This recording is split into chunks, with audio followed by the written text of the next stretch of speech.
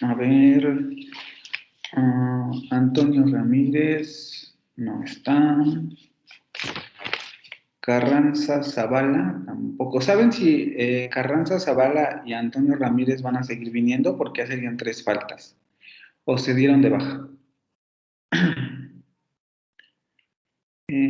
¿O no tienen ninguna noticia de sus compañeros?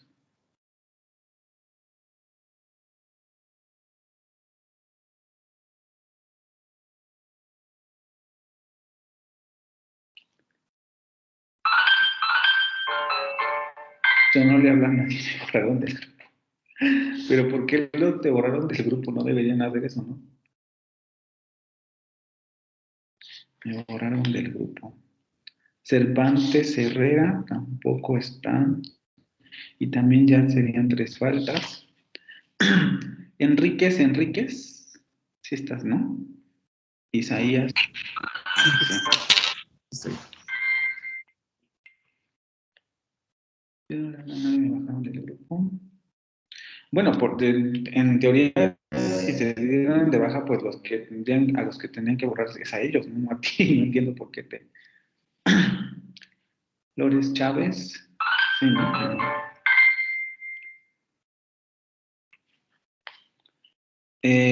Tampoco, bueno, yo creo que ya no va a pasar. Presente, profesor.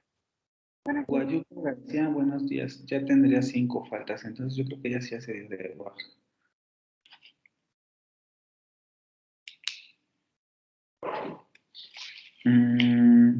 Hernández Bolaños tampoco está, ¿verdad? No. Hernández Sánchez, Alexis Eduardo, también ya serían 4 faltas. Hernández Velázquez, Carla Alejandra, también supongo ya sería de baja, porque ya serían 2, 3, 4, 5 faltas. Vamos a ver. Ledesma Martínez, sí, ¿no?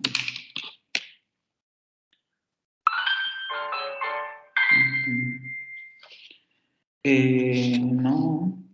Ruano Hernández, es la compañera que me avisó de las fallas de internet, ¿no? Salazar García. No. 5 faltas, Hernández Velázquez. Salazar García, sí, ¿verdad? sí. Carlos Miscaín. Santiago Osorio también ya tiene 5. Ella ya tiene 6, entonces supongo que también sería de baja. Sosa Jiménez, Jonathan, también supongo que ya habrá dado de baja. Tolentino Martínez Ángela también ya tiene 5 faltas. Cárcamo Silva. Cárcamo Silva no está, ¿verdad? Sería la primera. Ok. Bueno, pues sería bueno que a lo mejor sondearan un poco con sus compañeros quién se ha dado de baja para ya irlos eliminando. Bueno, no eliminando, sino ya no pasarles asistencia porque sí son ya bastantes, ¿no? Y en todos los demás grupos o clases tienen la misma situación.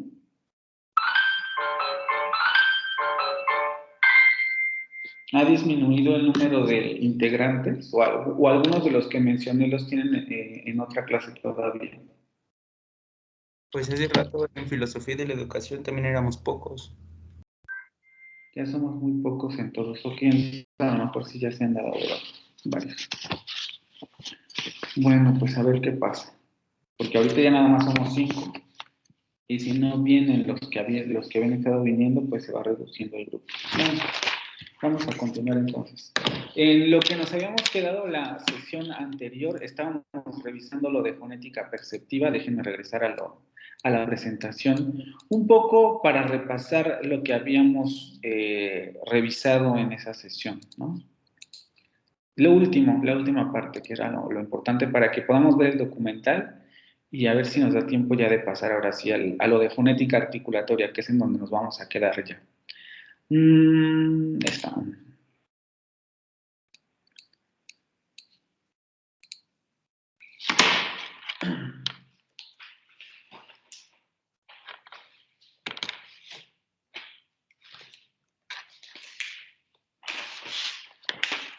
Bueno, a ver. Facilito, ¿no? Enríquez.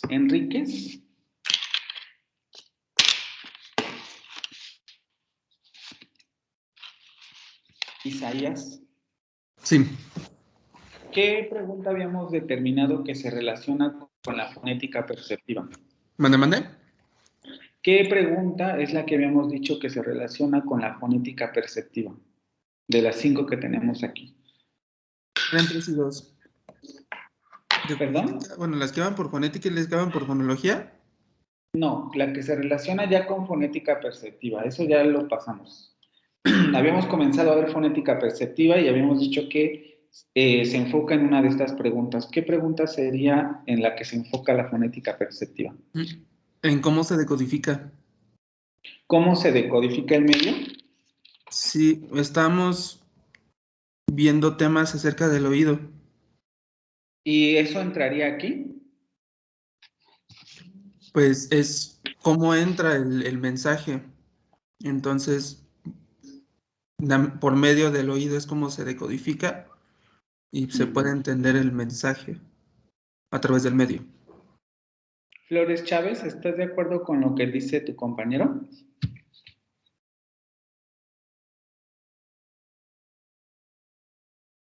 Carolina.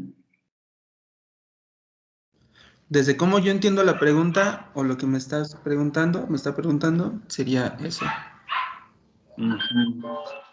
Ledesma Martínez, ¿estás de acuerdo con tus compañeros?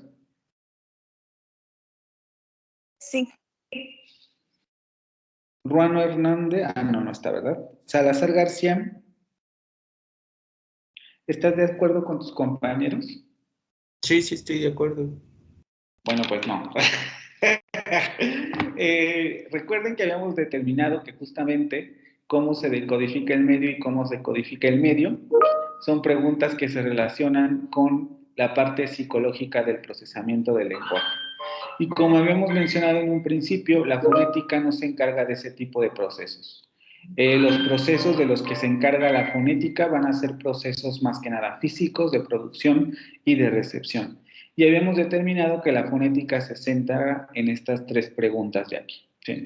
Estas son más que nada en términos fonológicos o en la fonología, y en fonética se enfocan estas 3 preguntas. Habíamos determinado que fonética acústica se relaciona con la pregunta de qué es el medio, y después habíamos pasado al hecho de que la fonética perceptiva se enfoca a cómo se recibe el medio. Porque efectivamente, solamente ahí haría falta esa distinción, ¿no? Hay que tener mucho cuidado con eso porque, aunque la distinción de fonética entre fonética y fonología, que puede parecer un poco difícil, es importante hacerla porque se refieren a procesos relativamente independientes. Digo relativamente independientes porque, como habrán visto en la lectura, las dos ramas de la lingüística, estas 2 ramas de la lingüística se relacionan muy íntimamente. Entonces, no siempre las podemos, o más bien es muy difícil separarlas, pero sí es importante entender que hay 2 tipos de procesos en la producción del lenguaje en términos sonoros. La parte psicológica o cognitiva, como habíamos mencionado, y la parte física, ¿sí? La parte de emisión y recepción de tipo físico. Habíamos ya visto esto de la fonética articulatoria y nos quedamos en esta parte de la fonética perceptiva o auditiva.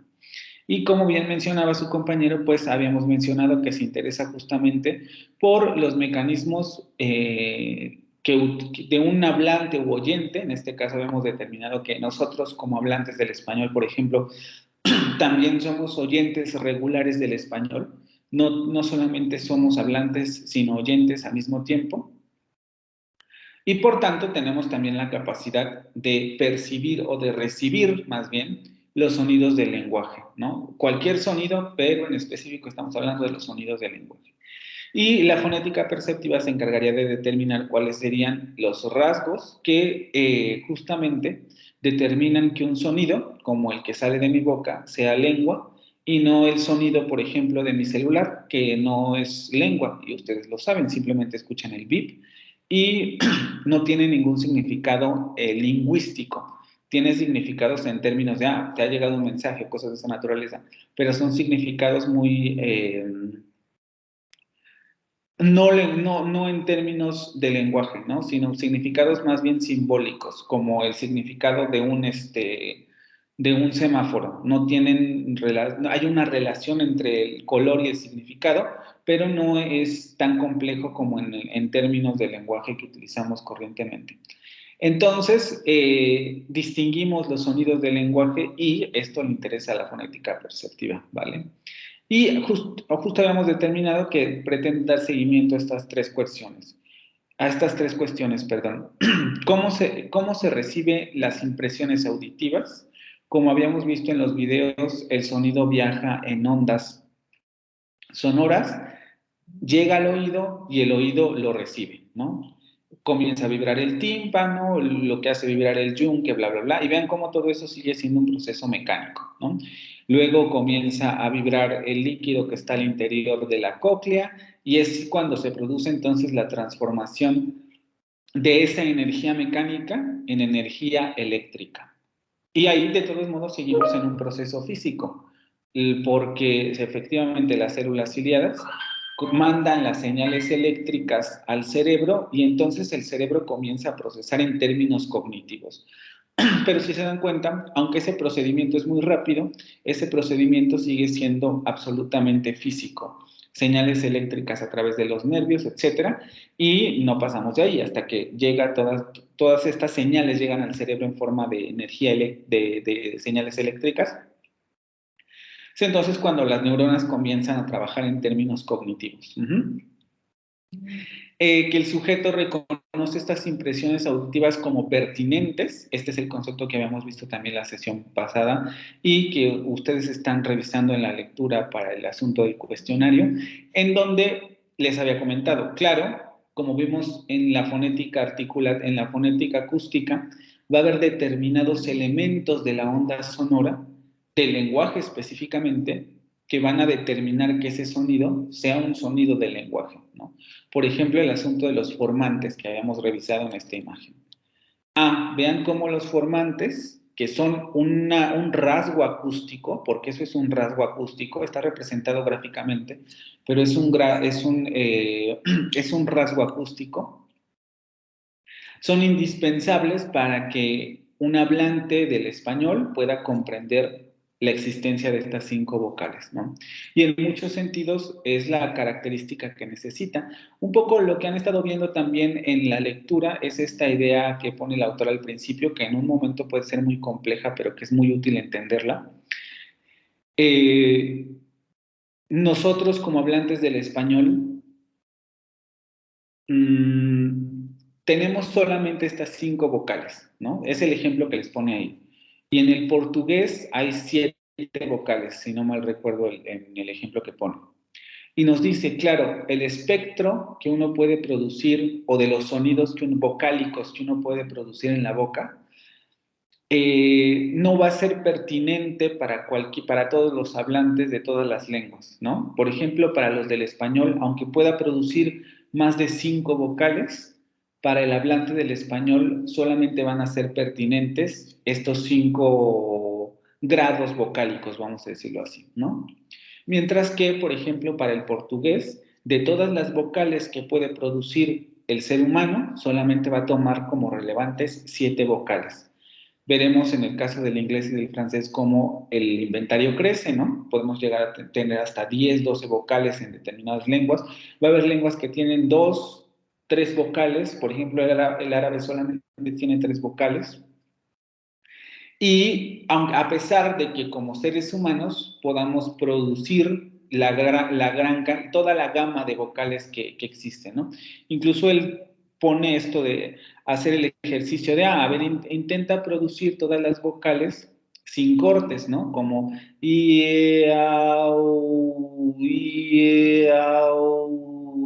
sin marcar las roturas entre vocales, y dice uno se puede dar cuenta que cuando uno hace ese ejercicio pasamos de una vocal a otra con diferente en grados, ¿no? Por ejemplo, pasamos de la I a la E no de manera abrupta, I, sino pasamos por otros grados de vocales. Y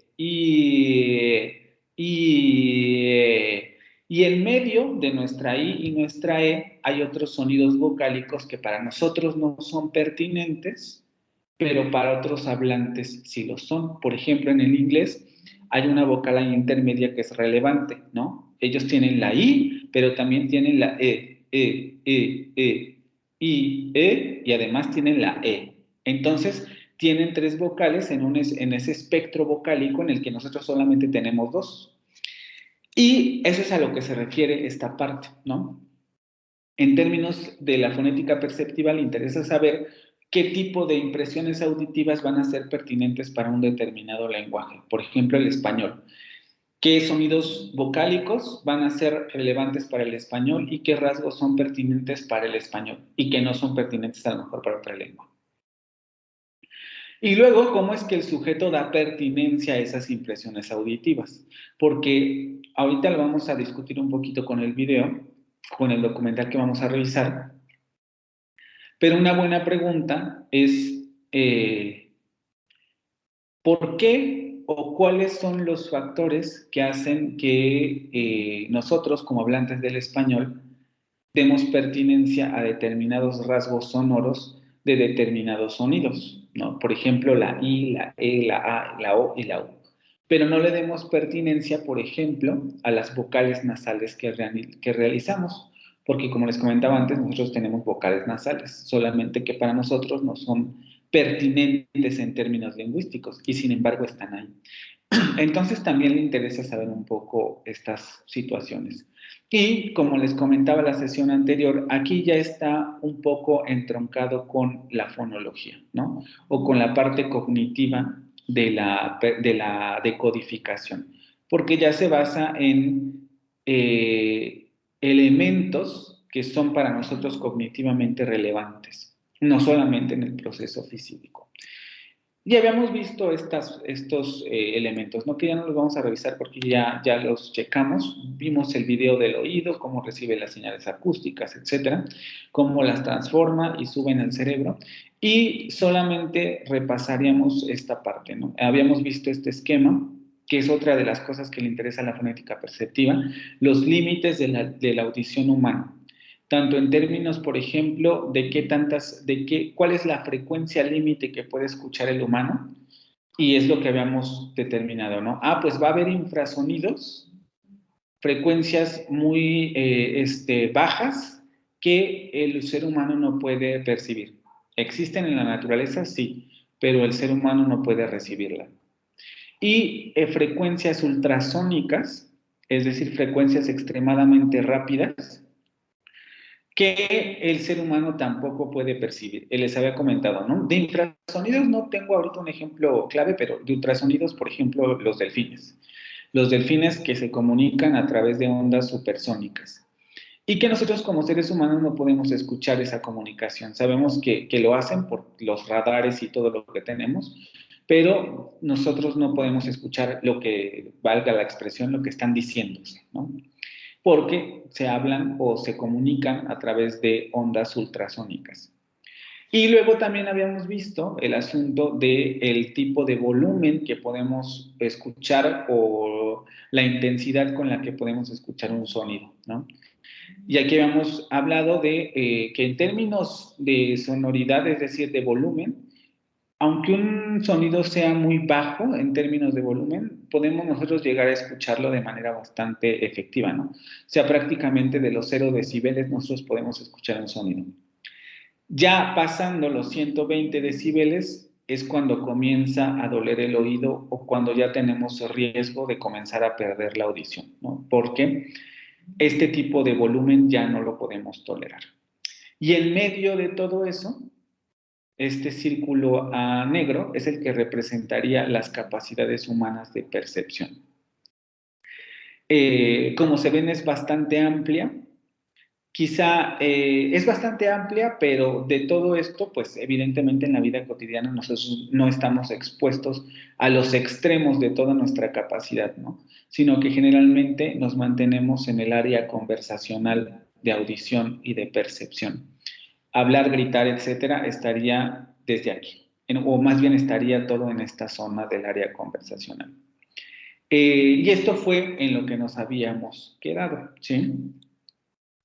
Ahora bien, además de este tipo de situaciones, a la fonética perceptiva también le interesa mucho comprender la relación entre cómo se produce un sonido y cómo se percibe un sonido, porque como les comentaba yo antes, una de las cosas más interesantes bueno, hay muchas, pero digamos que esta es una de las cosas más curiosas en términos del lenguaje, porque no se conocen a muchas especies que tengan esta capacidad. Por ejemplo, nosotros no sabemos si los delfines se pueden escuchar a sí mismos, probablemente porque escuchan los sonidos ultrasónicos, pero no sabemos hasta qué punto retroalimentan su propio sistema lingüístico. Ahorita les hablo más de esto. Pero nosotros tenemos la capacidad de escucharnos, les habíamos dicho, ¿no? No solamente cuando hablamos con otra persona nos escuchamos y podemos ir corrigiendo nuestro lenguaje, sino que también cuando hablamos solos nosotros podemos escucharnos y seguimos retroalimentando nuestro lenguaje. Y con retroalimentar nuestro lenguaje me refiero no solamente a escuchar de forma pasiva, sino que vamos elaborando nuestra gramática a partir de cómo nos escuchamos. Vamos reafirmando los conocimientos de nuestra gramática, nuestra sintaxis, nuestra semántica, etcétera, sobre cómo nos vamos escuchando. Cuando nos corregimos frente a otros, cuando nos corregimos nosotros mismos, lo que vamos haciendo es corrigiendo los errores que de pronto podamos tener en la producción del código. Entonces, por eso le interesa mucho a la fonética perceptiva esta situación, ¿no? ¿Cómo es que ocurre este proceso? ¿Qué fue lo que ocurrió primero? ¿Qué es lo que ocurre después? Etcétera. Y se interesa en varios de estos aspectos en muchos niveles. Por ejemplo, a nivel evolutivo, para la fonética perceptiva es claro que, por ejemplo, el sistema auditivo precede en millones de años al aparato fonador. Esto es muy importante porque el aparato fonador, o vamos a decirlo, es como un poco como los animales, ¿no? Muchos animales nosotros sabemos que tienen oído y lo utilizan. Los gatos, los perros, bla, bla, bla. Y no tienen lenguaje. Emiten ruido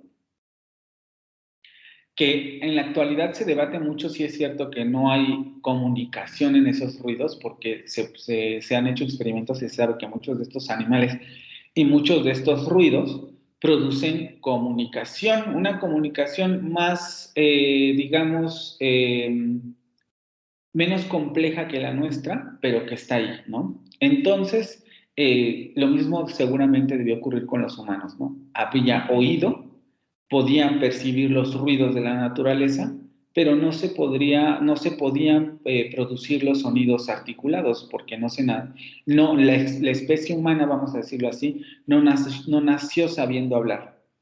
Entonces, lo más probable para la fonética perceptiva es que el aparato fonador se adaptó a las restricciones que imponía el aparato auditivo, ¿no? El aparato auditivo tiene ciertas limitaciones, ciertos elementos limitantes o ciertos parámetros de escucha. Entonces, el aparato fonador comienza a desarrollarse para específicamente adaptarse al oído, ¿no? Al tipo de percepciones que podía tener el oído. Entonces, en muchos sentidos se habla de que justamente el aparato fonador, la evolución del aparato fonador, tiene mucho que ver con cómo funciona el oído y cómo funcionaba con relación a los otros. Las resonancias que se necesitaban para generar más volumen, para generar más grito, etcétera, todo se va acomodando justamente a la manera en que el aparato auditivo funciona. También le interesa mucho en términos de nivel de adquisición del lenguaje, es decir, cómo los seres humanos, desde que nacemos, adquirimos lengua. De esto es de lo que veremos el video. Primero le interesa porque, como vamos a ver en el documental, se presupone que este proceso que nosotros iniciamos cuando somos bebés, pues es el mismo proceso que en muchos sentidos se tuvo a nivel evolutivo. incluso es algo que llegan a mencionar, ¿no? Es impresionante cómo algo que ocurrió durante millones de años se puede resumir en la etapa de unos cuantos, de 3 años, en los 3 primeros años de vida, ¿no? Porque es prácticamente todo el proceso evolutivo del lenguaje en el niño, se da en el niño el proceso evolutivo del lenguaje. Entonces, a nivel de adquisición se presupone que los bebés están predispuestos a distinguir los estímulos sonoros de cualquier lenguaje natural. Y se hacen experimentos en este documental en donde efectivamente se comprueba que un bebé puede escuchar y discriminar, vamos a decirlo así, cualquier sonido del lenguaje natural, es decir, él puede distinguir cualquier sonido del lenguaje natural. Nosotros evidentemente no nos acordamos, pero se presupone que eso ocurre. De cualquier lenguaje, es decir, si al bebé le hablas en chino, si al bebé le hablas en alemán, si al bebé le hablas en portugués, en italiano, en francés, en español, el bebé distingue todos esos sonidos, ¿no? Si le hablas, vamos a ver un ejemplo en el documental, si el niño que ha vivido la primera mitad de su vida en español, comienzas a hablar después en chino, él no va a tener ningún problema en cambiar de un lenguaje a otro su nivel perceptivo, ¿no? Y va a distinguir los fonemas del chino y va a distinguir los fonemas del español. Y con el paso del tiempo, sin embargo, dependiendo de la lengua, del ambiente en el que el niño se desarrolla, es cuando entonces su lengua comienza a especializarse o su sistema lingüístico, su cognición comienza a especializarse en una lengua determinada, ¿no? Esto que les comentaba de que el sistema lingüístico está sujeto a una automonitorización, nos escuchamos y podemos corregirnos constantemente. Y también le interesa mucho, les digo, por eso es tan relevante esta parte de escucharnos, porque le interesa esta doble presión en cuanto a la producción y a la percepción. Por eso les comento que esto es extremadamente complejo. Cuando ustedes hablan con una persona, una de las cosas que ustedes tienen en mente, aunque sea de forma inconsciente, es que esa persona les entienda. No hablan ustedes para que la otra persona no les entienda. Generalmente tratan de darse a entender lo mejor posible. No siempre es el caso, pero tratan de darse a entender lo mejor posible. Entonces, en este sentido, siempre tratan de ser muy nítidos a la hora de hablar, es decir, de ser muy precisos a la hora de pronunciar los fonemas, a la hora de pronunciar las palabras, etc. Dependiendo un poco de la situación, de si llevamos prisa, de si no llevamos prisa, dependiendo de con quién estamos hablando, etc. Esta presión puede ser mayor o menor, ¿sí? Por ejemplo, a lo mejor están hablando, pensemos en un extremo, ¿no? Con el presidente de la República, con alguien así de muy alto grado, y evidentemente van a comenzar a hablar más lento, van a tratar de cuidar sus palabras, van a tratar de cuidar su pronunciación, etcétera, y entonces van a ir pronunciando cada palabra con todas sus letras y la van a ir produciendo lentamente para que la persona los entienda. Esta presión es la presión de la producción, porque lo que ustedes quieren es que la otra persona comprenda adecuadamente el mensaje. Pero también otra de las cosas que nosotros tenemos en mente a la hora de hablar es que la conversación sea rápida y que la comunicación sea fluida y fácil. Es decir, que no sea tan rebuscada, sino que sea fácil, rápida, eficiente. Si tengo 5 minutos, que en esos 5 minutos yo te pueda decir todo. Y entonces ocurre que comenzamos a hablar de manera a lo mejor más rápida, etcétera, y en este sentido, esta presión de eficiencia, vamos a llamarlo así, lo que va produciendo es que cuando hablamos se vayan perdiendo rasgos, por ejemplo, letras, se vayan perdiendo fonemas, se vayan perdiendo muchas cosas. Ustedes lo escuchan recurrentemente. Cuando alguien dice todavía, en lugar de decir todavía, dice todavía. Cuando alguien dice mira, en lugar de decir mira, dice ira. Cuando alguien dice espérame tantito, en lugar de decir espérame tantito, va a decir espérame tantito. Se pierden letras y entonces la comunicación va siendo más fluida porque va siendo más rápida, pero vamos perdiendo nitidez. porque ya no es tan claro el mensaje, ¿no? Evidentemente, como nosotros estamos acostumbrados a espérame tantito, pues nadie se pregunta qué me quiere decir. Pero una persona que a lo mejor no conociera el español y le dijeras espérame tantito, ya no va a entender ese espérame, ¿sí? Porque ya no es espérame, sino es espérame tantito. Ya no decimos cambiado, sino decimos cambiado.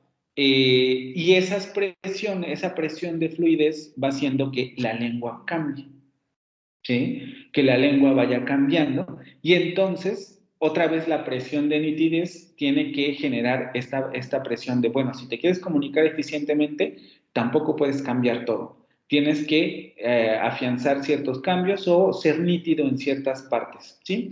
Y esta doble presión le interesa mucho a la percepción, justamente porque tiene que ver con la capacidad perceptiva del otro. Yo tengo que hacer mi lenguaje lo más nítido posible para que el otro me entienda, pero también tengo que hacerlo lo más rápido posible para que el otro no esté perdiendo el tiempo con mi conversación, ¿sí? O yo tampoco, si tengo 5 minutos, no lo esté perdiendo en una conversación de 20. Y a este tipo de situación también le interesa a la fonética perceptiva, ¿sí? Vamos a ver esto ahorita al final y vamos a ver entonces el documental que habla un poco de estas situaciones, sobre todo de estas dos, que es en la que me quiero centrar como ejemplo, estas dos de aquí. Y también es relevante porque trata temas que como estudiantes de lenguas extranjeras pues les concierne a ustedes, ¿no? Al final del documental haremos algunas preguntas sobre lo que acabamos de ver. Y déjenme ir hacia el documental. También lo pueden encontrar en YouTube. De todos modos, ya saben que yo les voy a subir el enlace. No se los subo luego porque me gusta subirlos al final y un poco como que presten atención también aquí. Y ya luego, con el tiempo, lo vuelvan a revisar, porque tampoco es bueno como revisarlo inmediatamente. Siempre es bueno dejar como un par de días para que quede más claro lo que hay en los videos. Déjenme ir aquí. Voy a cerrar mi micrófono, mi cámara, y por favor me dicen si escuchan para que no vaya a haber problemas de audio.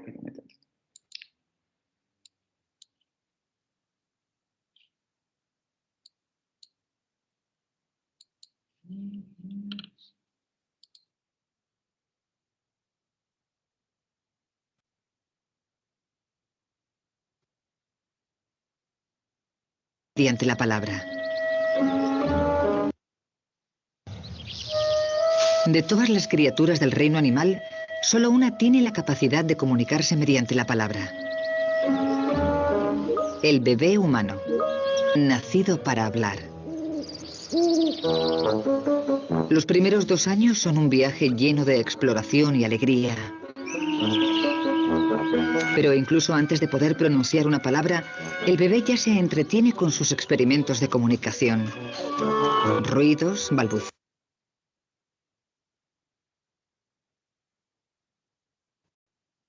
Espera un momento porque como que se ve muy feo y tengo la sensación de que es por mi conexión. A ver.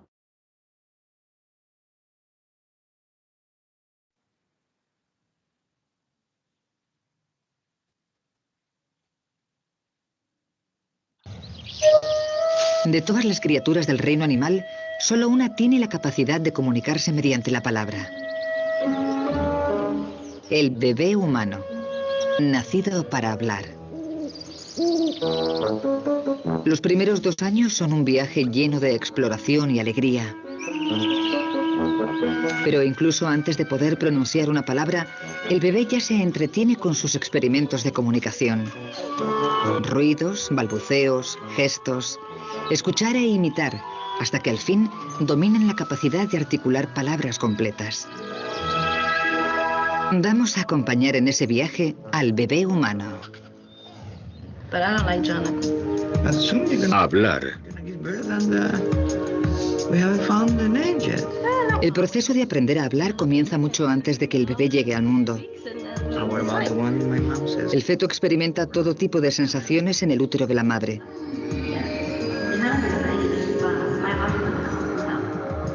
Un entorno idóneo para el sentido del oído. A las 24 semanas, el oído interno del feto se ha desarrollado y ya puede oír sonidos. El sonido del latido del corazón de la madre e incluso más, los sonidos del mundo exterior.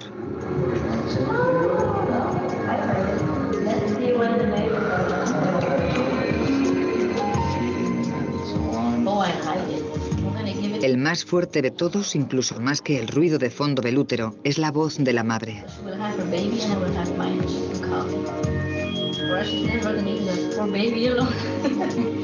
En los meses siguientes de gestación, el feto se familiariza con las voces de ambos progenitores.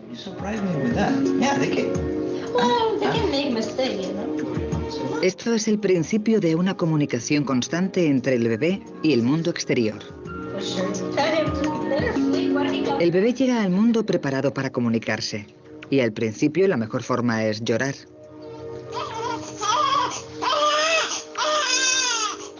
Obtiene una respuesta inmediata. Llorar es un acto involuntario que muestra angustia.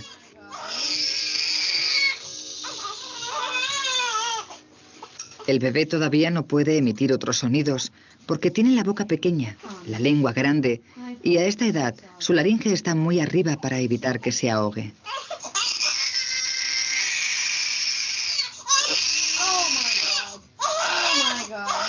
Pero aunque los lloros de Heather son involuntarios, su madre responde.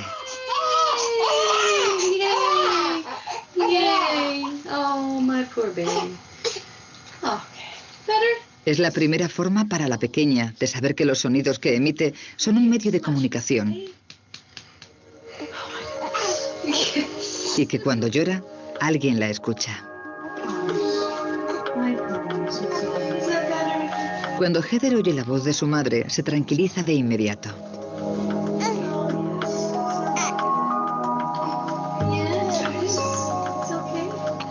La investigación muestra que desde los primeros días de vida, los bebés prefieren la voz humana a cualquier otro sonido.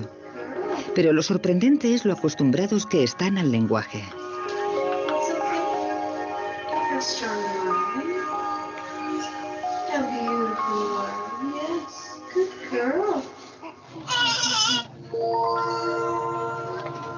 Janet Werger coloca a Marisa, de 12 horas, en un capazo.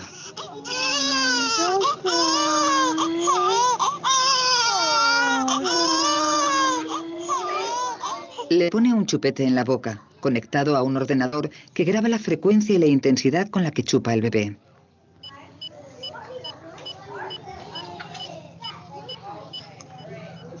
La doctora Werker y su colega Tracy Burns querían saber si solo unas horas después de nacer el bebé preferiría el idioma materno de sus padres a un idioma extraño que no hubiera oído nunca.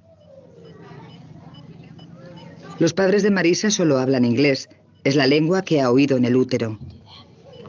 Marisa escucha una cinta con 2 idiomas, inglés y tagalo, una lengua de Filipinas.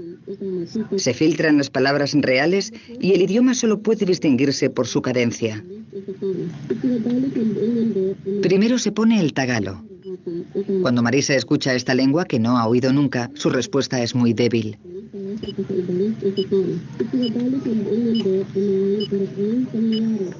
Pero cuando oye el inglés, el idioma de sus padres, reacciona de forma totalmente distinta.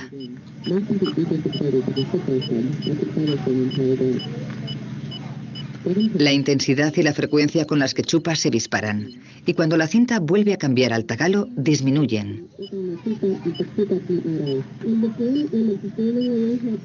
Esto revela 2 hechos asombrosos: que los bebés empiezan a aprender las propiedades del lenguaje en el útero y que al nacer prefieren la entonación de su idioma materno antes que la de otros no conocidos.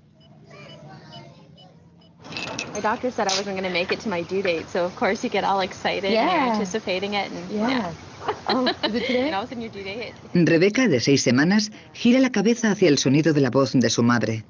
A esta edad, Rebeca pasa el tiempo escuchando y absorbiendo. Tiene que racionalizar todos los sonidos que oye. Aprende que el tintineo de una cuchara es distinto de una tos. Y que esta es distinta del sonido de un pájaro. En este caótico mundo lleno de ruido, desde el momento en que nace el bebé, tiene la asombrosa capacidad de distinguir los sonidos del habla. ese vehículo de comunicación único que distingue a la especie humana de otros animales.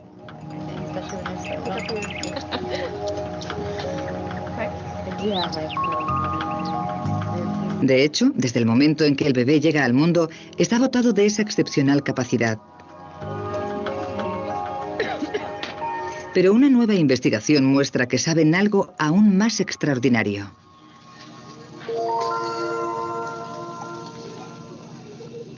Nelson ha nacido hace menos de 24 horas. Durante sus 9 meses en el útero, ha oído a sus padres comunicarse en inglés. Como en el experimento anterior, el chupete está conectado a un ordenador que registra la frecuencia e intensidad de su respuesta.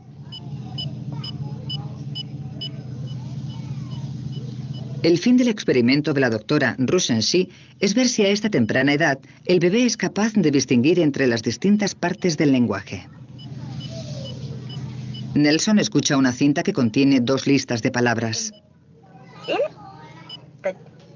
Lo primero es una lista de preposiciones y artículos, palabras que carecen de significado por sí mismas, como a, en o ello. Según escucha Nelson, el ordenador registra sus reacciones.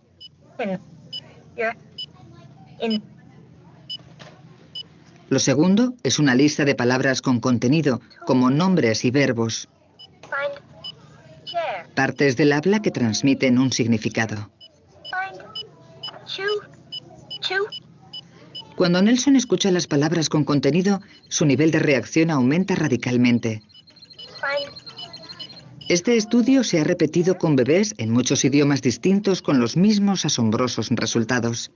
Que incluso al nacer, el bebé es capaz de distinguir las palabras que transmiten significado de las que no.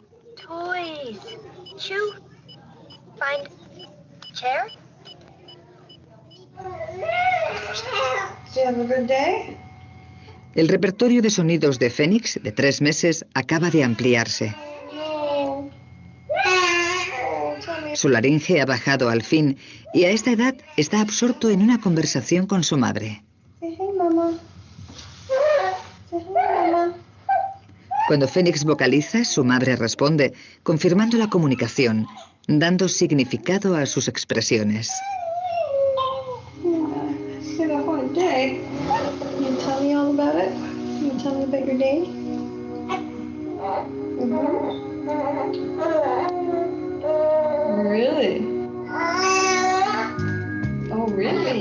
Phoenix y su madre no solo intercambian voz o palabras, sino también expresiones faciales y, sobre todo, miradas. Se imitan expresiones del rostro, se intercambian sonrisas.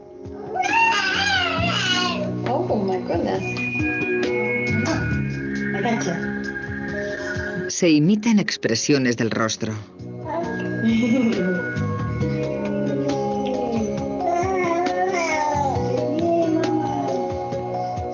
Se intercambian sonrisas.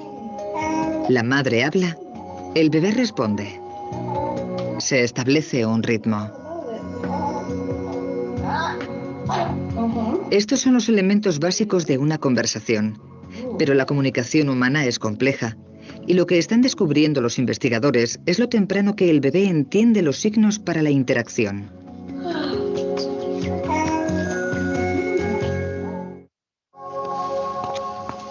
Los humanos se comunican con mucho más que con palabras. ¿Cuáles son esos elementos no orales que el bebé aprende a leer en otro rostro humano? Paige.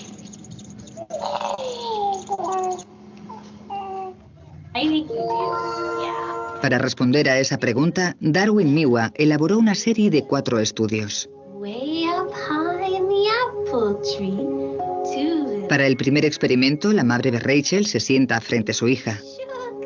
Habla, hace gestos y trata de captar su atención.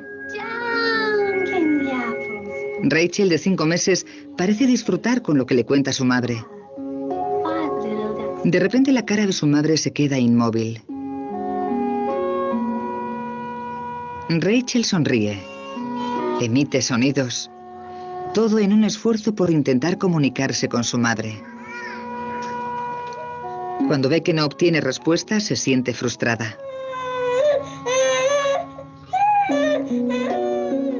Darwin Miwa concluyó que la razón de disgustarse era que su madre había roto la línea de comunicación sin avisar.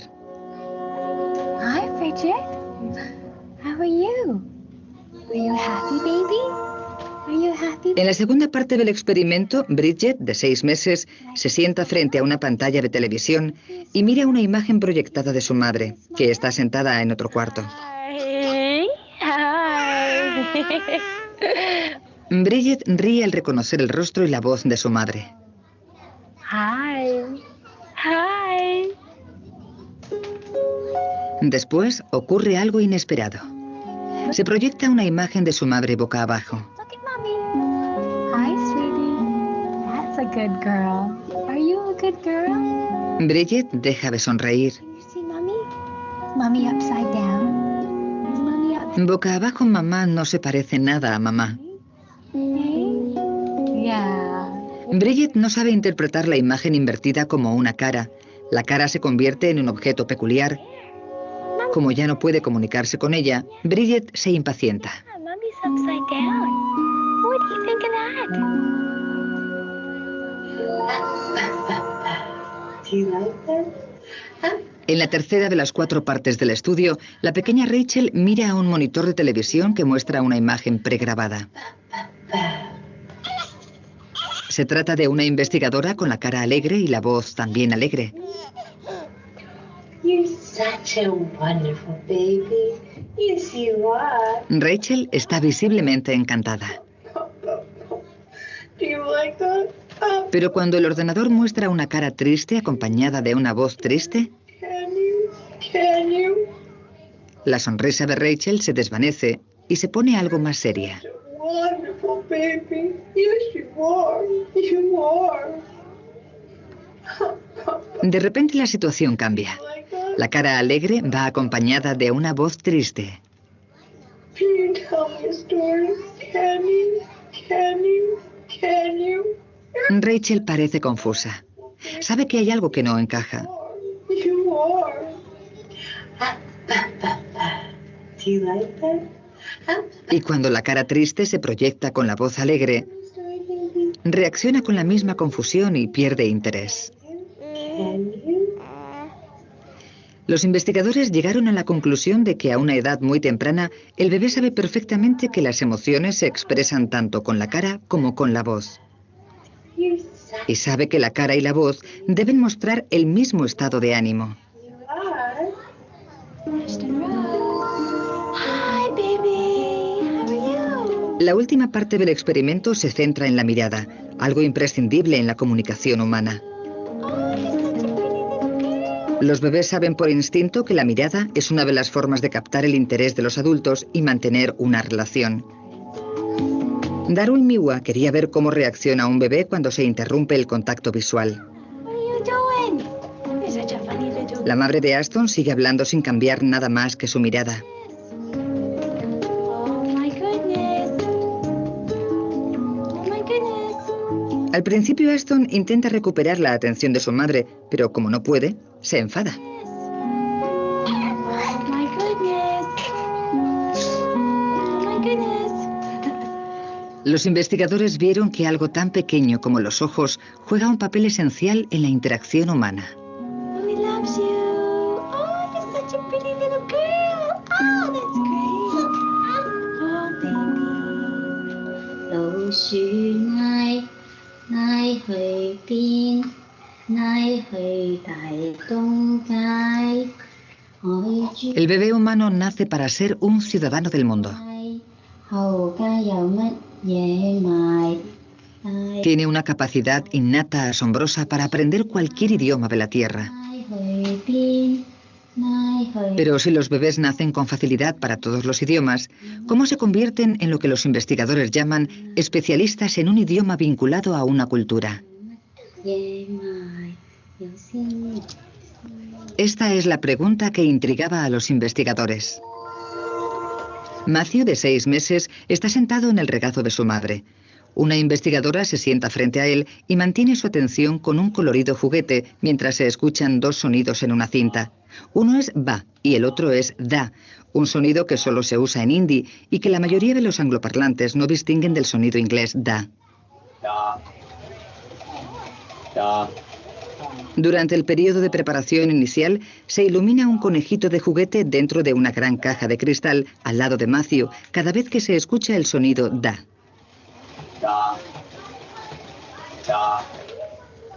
Cuando se escucha el sonido ba, el conejito desaparece y Matthew se vuelve a la investigadora. El proceso continúa hasta que Matthew aprende a asociar el cambio de ba a da con el conejito. Matthew incluso gira la cabeza antes de tiempo cuando los investigadores retrasan la aparición del conejito. Matthew ya está listo para la siguiente fase del experimento. Se pone una nueva cinta, esta vez con dos sonidos da diferentes que solo se usan en hindi. Aunque son sonidos completamente distintos, un adulto que no sepa hindi no es capaz de distinguirlos.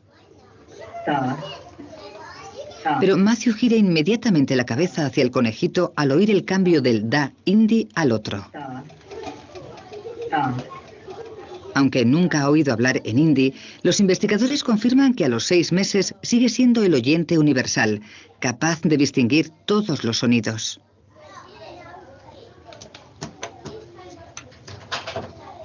Emma, que tiene 4 meses más que Matthew, viene al laboratorio por primera vez. Tras una preparación similar a la de Matthew, se le presenta el mismo problema de distinguir entre los dos sonidos da en hindi. Pero a esta edad, Emma, cuyos padres solo hablan inglés, no reacciona cuando hay un cambio de uno a otro. Está más interesada en el juguete que tiene delante que en el conejito.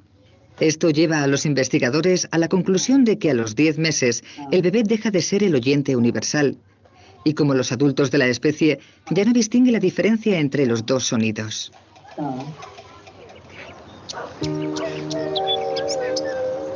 ¿Qué ocurre en el cerebro del bebé en la etapa entre los 6 y los 10 meses?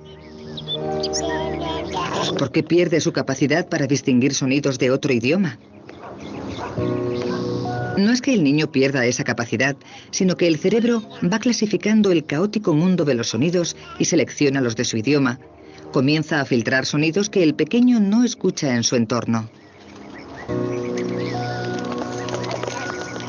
Esto hace que el bebé humano sea incapaz de distinguir sonidos de otros idiomas.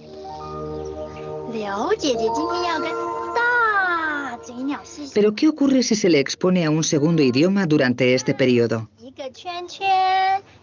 Es lo que los investigadores del laboratorio de Pat Cool intentaban averiguar. Niños de entre 9 y 10 meses visitan el laboratorio para una serie de 12 sesiones, durante la cual escucharán juegos y cuentos en mandarín.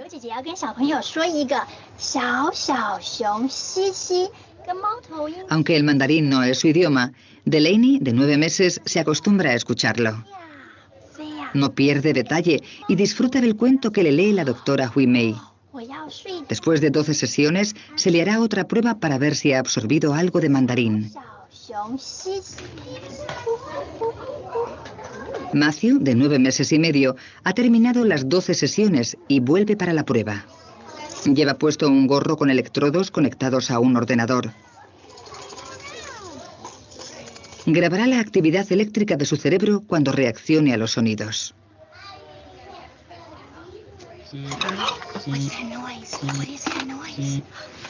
Al empezar la prueba, el juego visual de una investigadora capta la atención de Matthew para que se esté totalmente quieto.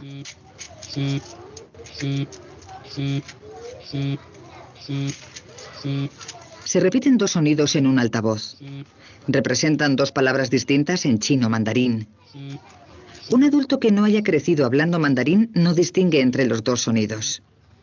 Pero Matthew sí ha escuchado mandarín durante el periodo sensible, cuando la mayoría de los cerebros de los niños empiezan a filtrar sonidos que forman parte de su lengua materna.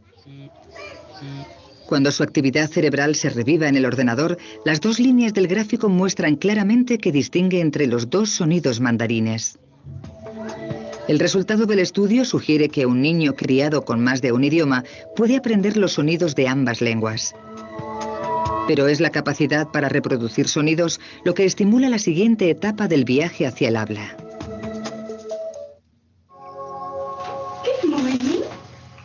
Saber qué sonidos son posibles en su idioma permite al bebé aprender dónde empieza una palabra y termina la otra.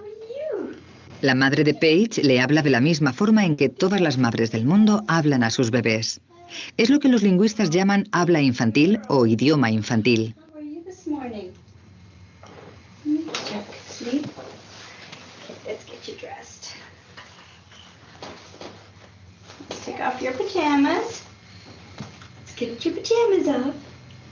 Pero lo hable quien lo hable, tiene unas características claras. Un tono cantarín.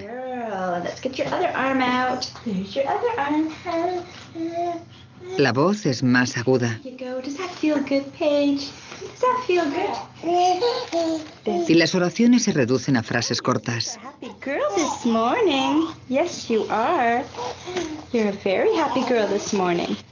Los bebés responden claramente al sonido de este lenguaje reconfortante. Al exagerar su madre las palabras, alargando las vocales, Paige, de 5 meses, va haciéndose un mapa acústico de su idioma materno.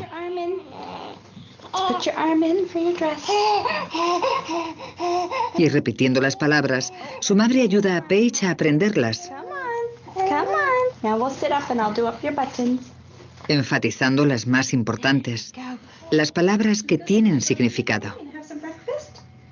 Lo que hacen las madres instintivamente es comunicar lo esencial del idioma. Y aunque el potencial para el habla está ahí al nacer, su desarrollo depende del aprendizaje a partir de los que le rodean. Por tanto, la comunicación es tanto naturaleza como estimulación. Igual que los adultos practican cantando en la ducha, a los bebés les encanta practicar el lenguaje en la bañera. Ella, de 9 meses, balbucea.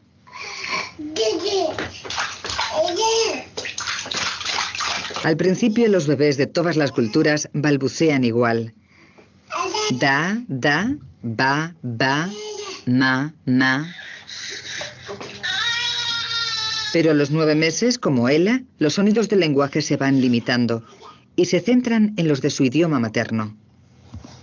Parece que no diga nada, pero ella se esfuerza mucho. Está practicando los sonidos del idioma que escucha a su alrededor. Al jugar con los sonidos, también escucha lo que dice. Se llama asociación de sonidos y boca.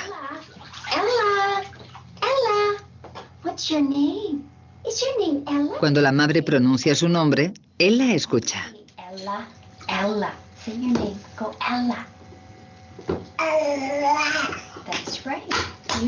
De repente es capaz de reproducir los sonidos y se regocija.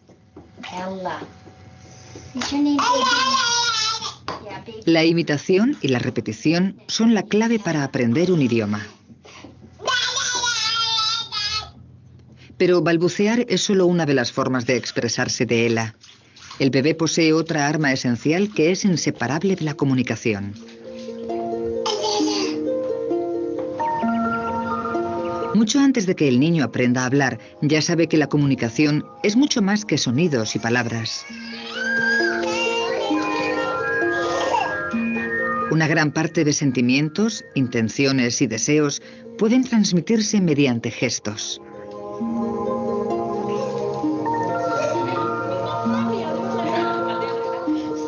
Algunos gestos son fáciles de entender.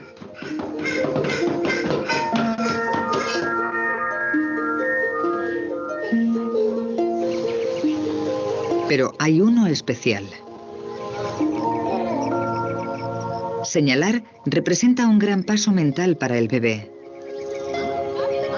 El niño solo entiende lo que significa señalar cuando empieza a gatear y quiere atraer la atención sobre algo.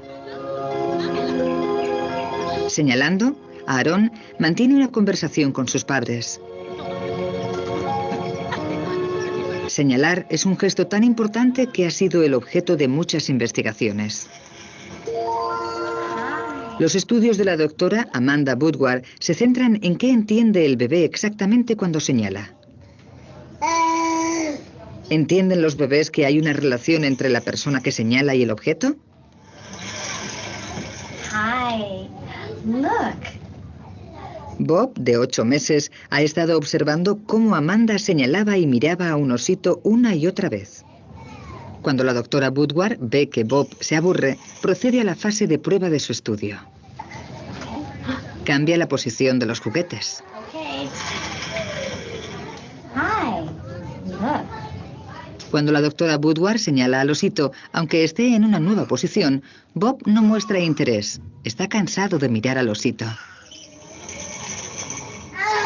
Okay. Hi. Look. Pero cuando señala a la pelota, Bob vuelve a prestar atención porque ahora está señalando a un nuevo objeto. Su atención sugiere que se da cuenta de que lo que importa no es la mano, sino el objeto que señala. Señalar es un gesto de comunicación único de los humanos. Cuando los humanos ven un dedo señalando, saben que van a ver algo interesante. Solo tienen que mirar en la dirección en que señala. Ninguna otra criatura de la naturaleza, ni siquiera los primates, entienden lo que quieren decir los humanos al señalar. Mirarán el dedo, pero no a lo que señala. Señalando es también la forma en que los humanos aprenden los nombres de las cosas. Pero ¿basta con señalar para que el bebé aprenda nuevas palabras? It's in here. Do you want to see it? Esa es la cuestión que se propuso analizar Amanda Woodward en este experimento. Look at this. Look, it's the toma. Han invitado a Max, de 13 meses, al laboratorio. La doctora Woodward y la investigadora Ashley Brown le muestran un objeto con un nombre inventado. Toma. Do you see? Look, it's the toma. Hey, look. Ambas investigadoras miran y señalan el objeto cuando Ashley dice el nombre. Look. Where's the toma? Can you get the toma? Después se le pide a Max que coja el toma. You found the toma. Yay. Good work. Ha aprendido enseguida el nombre de un objeto nuevo. I want to show you something else. Can I show you? Después le enseñan a Max otro objeto. Esta vez, Amanda Woodward sigue mirando y señalando el objeto. Look, it's the Dax. Do you see it?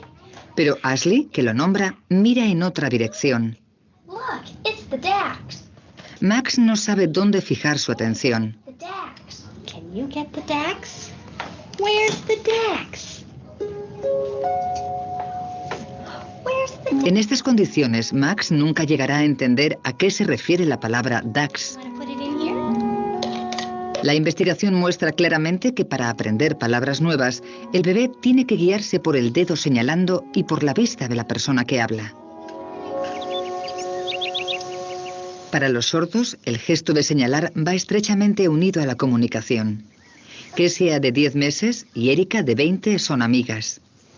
Ambas son hijas de padres sordos, cuyo único medio de comunicarse es el lenguaje de signos.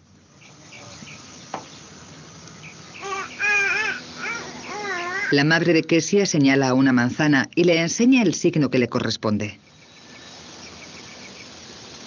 Como hacen todos los padres que hablan, enfatiza las palabras importantes, como los nombres, y las repite una y otra vez.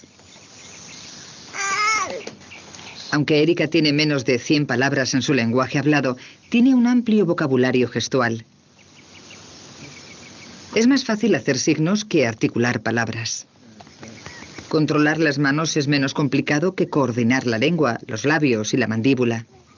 De hecho, los centros del cerebro que controlan los movimientos físicos se desarrollan antes que los centros del habla. Cuando Erika ve acercarse a un perro, empieza a darse palmadas en el muslo. Es el signo para perro. Con la emoción, no para de repetir el signo. Incluso Kessia, que solo tiene 10 meses, puede aprender. Esto sugiere que la imitación desempeña un papel importantísimo en el aprendizaje de un idioma.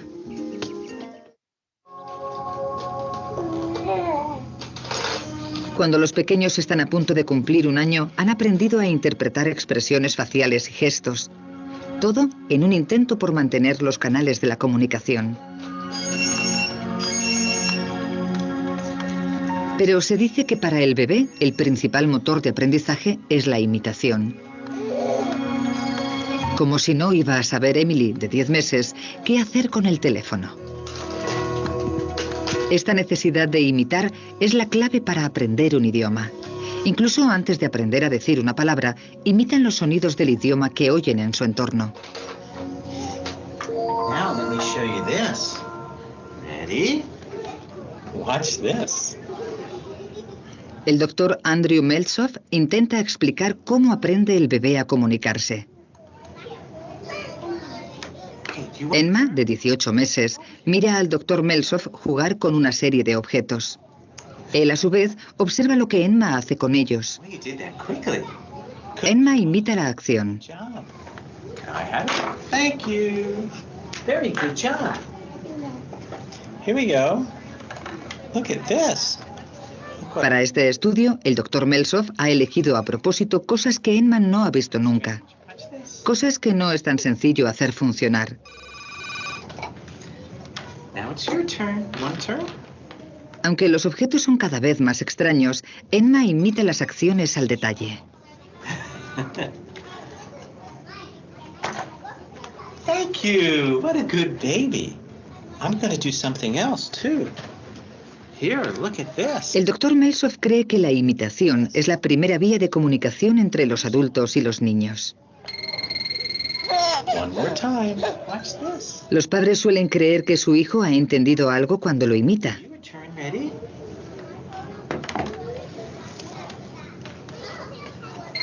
Good job. No solo entiende qué hacer con los objetos, también comprende las normas del juego. Van por turnos. El intercambio que es la esencia de toda conversación. Oh, look at this. El doctor Meltzoff vuelve a enseñarle a Emma la caja naranja. Esta vez no le deja intentarlo y le pide que se vaya. Bye bye. Quiere ver si recordará la lección. Yes, see you later.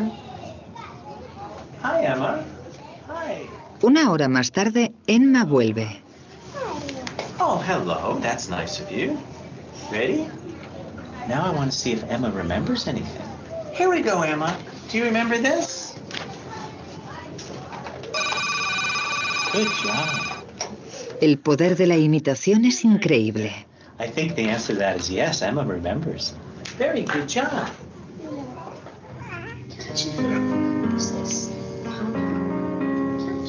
La imitación y el sistema de turnos son los fundamentos de la imitación. Pero también hay aspectos más sutiles.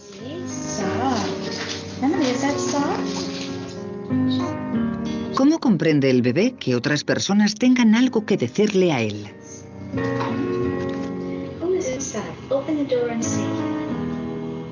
¿Cuáles son las señales que aprende el niño a interpretar como comunicación? Para estudiar esa cuestión, Susan Johnson ideó un ingenioso experimento con el fin de descubrir las pistas que buscan los niños. Jaina, de 14 meses, está sentada en el regazo de su madre. Hi there. Observa atentamente cómo el investigador se comunica con una marioneta verde. Really? So how was your trip? La interacción sigue el mismo modelo que una conversación. El investigador habla y la marioneta hace un sonido como si respondiese. I've always wanted to go there. Después de todo, la comunicación funciona en 2 sentidos. You know what I just think? Jaina sigue el intercambio entre investigador y marioneta, anticipando la exposición de cada uno. Sure did miss you, and it's great to have you back. Después el investigador se va. Jaina se queda con el extraño personaje. Después de un incómodo silencio, Gina inicia una interacción. La marioneta responde. Se va desarrollando una conversación.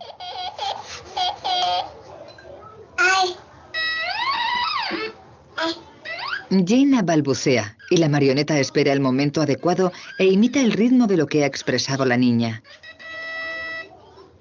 Jaina no ha visto nunca esa marioneta. ¿Cómo sabe que es algo con lo que puede comunicarse? Susan Johnson cree que es porque desde muy pequeños los niños reconocen el toma y daca de una conversación, la estructura subyacente de la comunicación. Oh, I can smell something. I smell with my nose. Después del año, el bebé inicia el apasionante paso de la mera articulación de sonidos a la pronunciación de palabras completas. Doggy would like to smell the cake. En los primeros 18 meses, el niño cuenta con un vocabulario activo de entre 50 y 100 palabras. Pero entiende mucho más de lo que sabe decir. That's right, Cyrus. Where's your nose? Matthew, where's your nose? Nose? Matthew smells, that's right. Pueden responder a preguntas y seguir instrucciones sencillas. Oh, right there, Matthew's nose. Casi el 70% de sus primeras palabras son nombres. Nombres de cosas que conocen de su vida diaria o cosas que son realmente inolvidables. Like this. Cookie? Red cookie? That could be, looks like. Or maybe red apple? La comida y las partes del cuerpo se llevan la palma. It goes right in his tummy. You see your tummy? Where's Raya's tummy? Cyrus is touching his tummy. Raya's tummy? Matthew, where's your tummy? Matthew's tummy, right there. What is he doing there?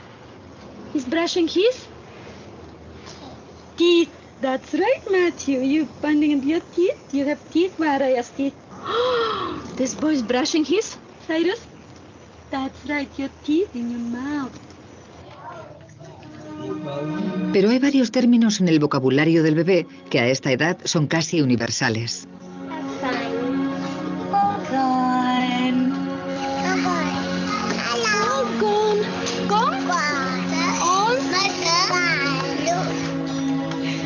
Ya no está. Y no está. Existe un equivalente en todos los idiomas conocidos.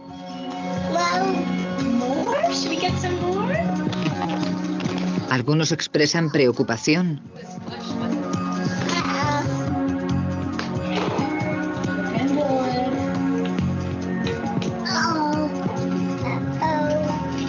Y otros se reservan para el desastre. Oh no! What happened? Oh no! Help me! Help me! Blue. That's right, blue. En esta etapa del desarrollo, el cerebro del bebé está ocupado asociando sonidos con palabras y luego con significados, intentando comprender el lenguaje. Pero entre los 18 meses y los 2 años tiene lugar un misterioso acontecimiento del lenguaje que hace pasar al pequeño de la fase de bebé a la niñez.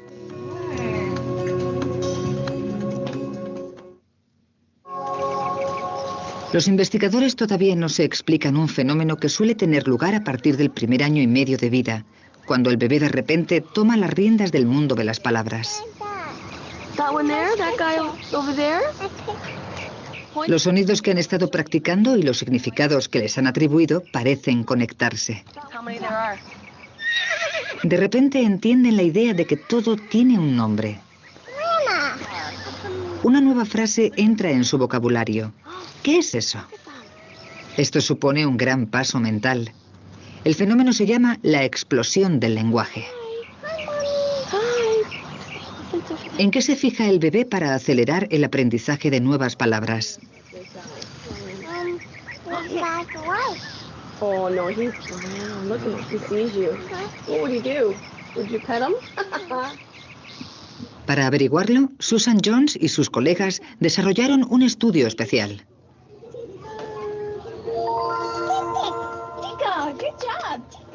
Maya tiene 17 meses y está empezando a andar. Está en las primeras etapas de aprendizaje del lenguaje y su vocabulario es de unas 50 palabras.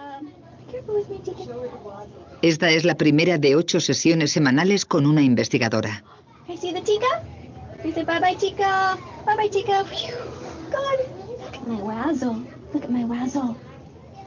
Le enseñan una serie de objetos a los que han dado nombres inventados. Oh, good job. Oh, can I get another razzle? Can I get another wazzle? Look, here's my other wazzle. I'm gonna put it on my finger. Tienen la misma forma, pero los materiales y los colores son distintos. Got a basket. Can you put the wazzle in the basket? Participando en estas sesiones, Maya aprende a prestar una atención especial a la forma. Oh, look at that wazzle. Los investigadores querían determinar si la forma ayuda a aprender nuevas palabras. This is not a wazzle. We don't want to play with that one. We'll put it back. Mallory tiene casi 2 años. Terminó las 8 sesiones semanales y ahora vuelve para someterse a una prueba. It's a wug. Can you say wug? Wug. That's a wug. Did you got this thing? Le muestran un objeto y le dicen que se llama WAC. Después le enseñan varios objetos que tienen características comunes, pero solo uno tiene la misma forma. Find me another wug. Is there one for you? Cuando le piden que encuentre otro WAC, Mallory lo identifica por la forma en vez de cualquier otra característica. Okay, Mallory, look at this one now. This is a riff. Can you say... Los investigadores afirmaron que la forma es decisiva para aprender los nombres de las cosas. De hecho, estos estudios demostraron que el vocabulario de los niños a los que se educaba para prestar especial atención a la forma era hasta 3 veces mayor que el de otros niños. All right, thank you very much. Durante la explosión del lenguaje, los niños pasan a la siguiente fase del desarrollo del lenguaje. De palabras aisladas pasan a mini frases de 2 palabras.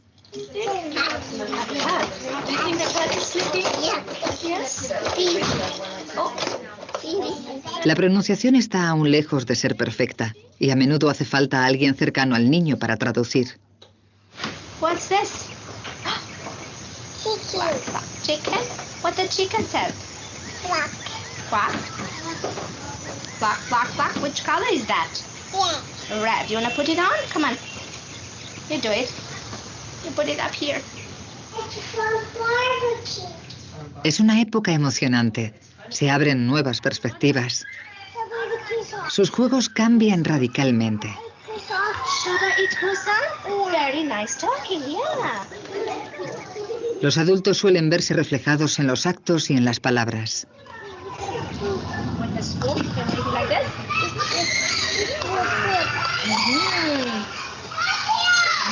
Yummy. Which flavor is that? La imaginación florece de forma asombrosa cuando el lenguaje llega a los juegos. Requiere un gran esfuerzo, pero al final merece la pena.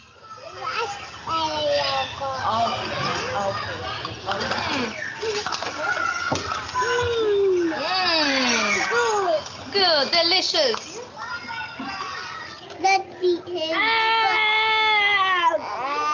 El animal humano es el único que cuenta con el don del habla. Cuando los niños empiezan a hablar, su mundo interior se hace visible. Cómo razonan, resuelven problemas y planean acciones se ve reflejado en su forma de unir palabras para expresar pensamientos cada vez más complejos.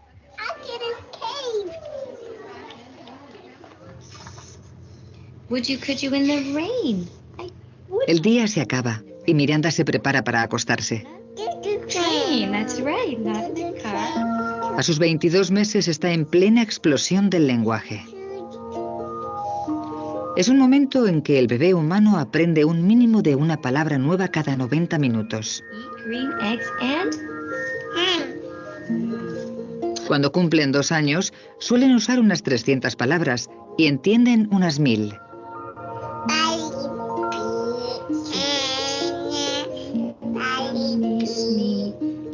Estos primeros años son el momento crítico para aprender un idioma y la interacción temprana con los padres es la semilla para sus dotes de comunicación.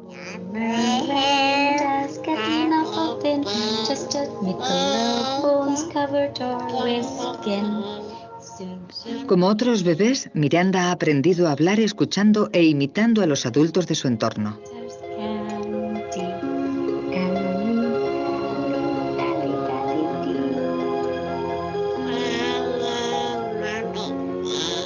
Los juegos y las canciones de la infancia son muy importantes en el proceso.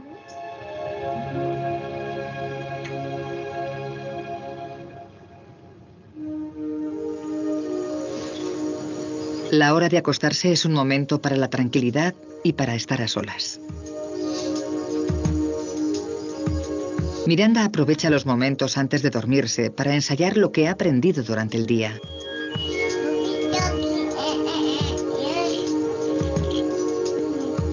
Debe procesar toda una avalancha de nuevas palabras, nuevos conceptos.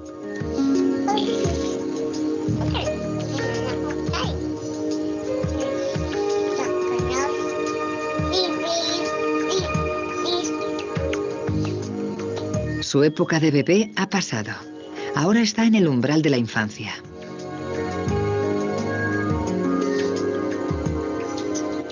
En menos de 2 años, Miranda ha realizado una cantidad de trabajo increíble. Ha pasado de hacer sonidos a balbucear sílabas y finalmente a articular palabras.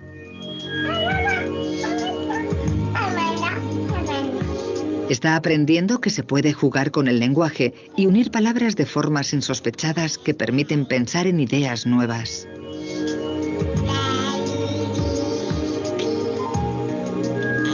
El lenguaje es una parte fundamental del ser humano. Nos permite expresar sentimientos, recordar el pasado e imaginar el futuro.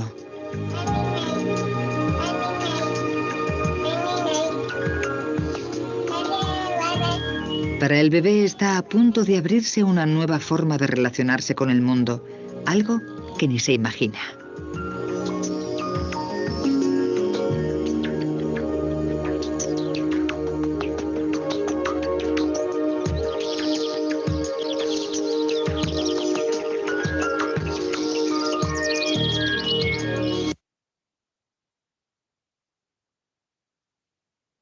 Vale. ¿Algún comentario con relación al documental? ¿Qué les pareció? Tengo yo algunas preguntas y así, pero ¿ustedes tienen alguna reflexión con respecto a lo que acaban de ver? ¿Y a lo que llevamos trabajado hasta ahorita?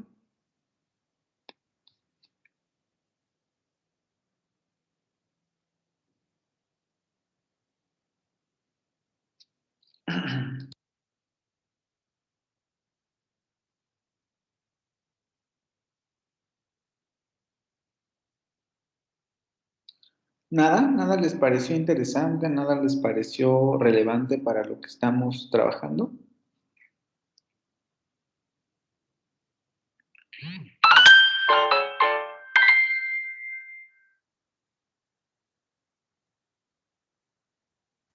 Ok, entonces voy a plantearles algunas preguntas, ¿no? Bueno, y algunos comentarios en principio. En base a la imitación y hacer que se aprendan los sonidos relacionados con un significado.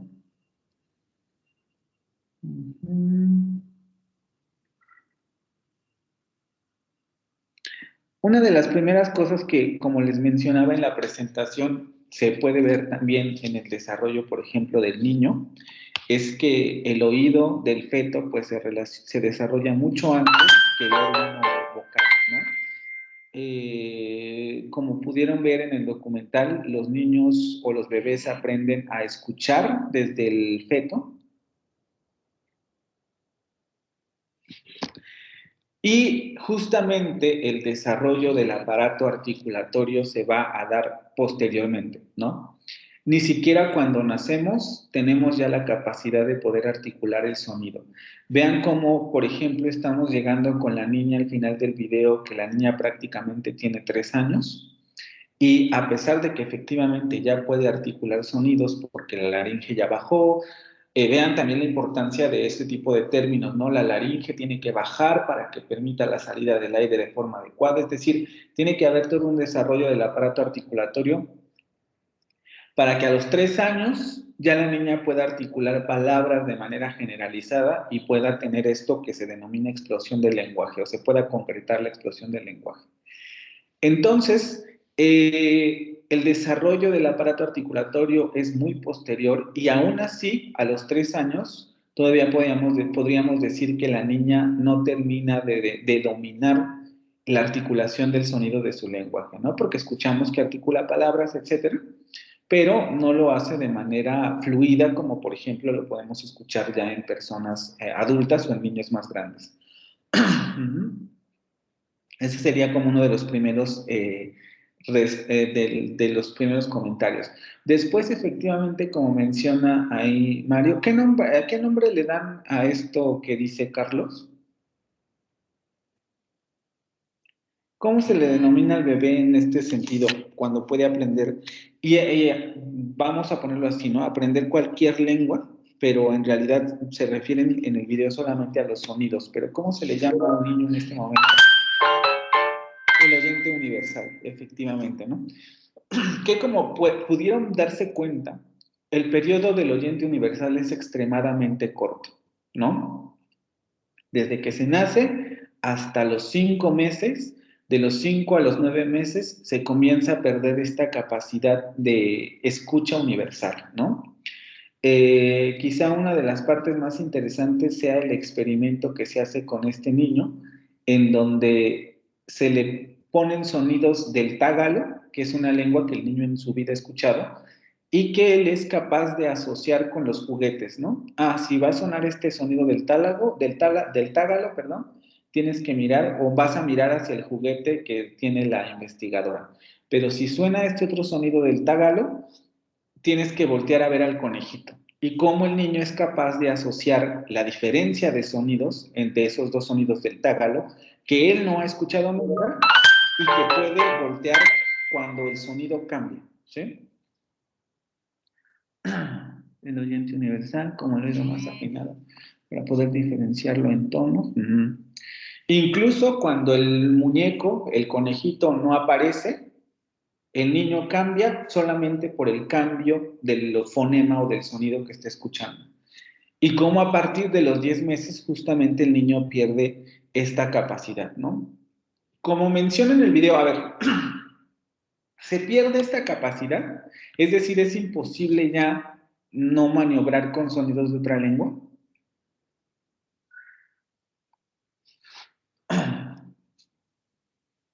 ¿O qué opinan? También pueden utilizar el micrófono, chicos, ¿eh? Porque luego veo que como que no les gusta mucho hablar, pero el micrófono lo pueden utilizar para participar, que es mucho más fácil. Pues en realidad no lo pierde, solamente está como prestando más atención a su lenguaje materno. Exactamente, ¿no? ¿Qué es lo que menciona? No es como, evidentemente ya es mucho más difícil comenzar a distinguir sonidos de otras lenguas. Y conforme vamos creciendo, se va complicando cada vez más porque no solamente nos especializamos en nuestra lengua, sino que estamos más acostumbrados a estos sonidos y, como les digo, la retroalimentación lingüística es sumamente importante, porque la retroalimentación lingüística no solamente es entre nosotros, es decir, entre quien habla y me escucha, pensemos un poco en el contexto del video mamá y papá, sino también nosotros mismos. Era un poco lo que les comentaba, lo que estaba haciendo la niña al final del video. Estaba retroalimentando su propio aprendizaje lingüístico, ¿no? Entonces estamos tan llenos de esto que de pronto parecería ser que es imposible dominar otros sonidos, otros idiomas, pero justamente, ojo, no estoy diciendo que se puedan dominar como un nativo, estoy diciendo que no es imposible, sino simplemente vamos perdiendo la capacidad que evidentemente tiene que desarrollarse a través de otras estrategias, porque ya no.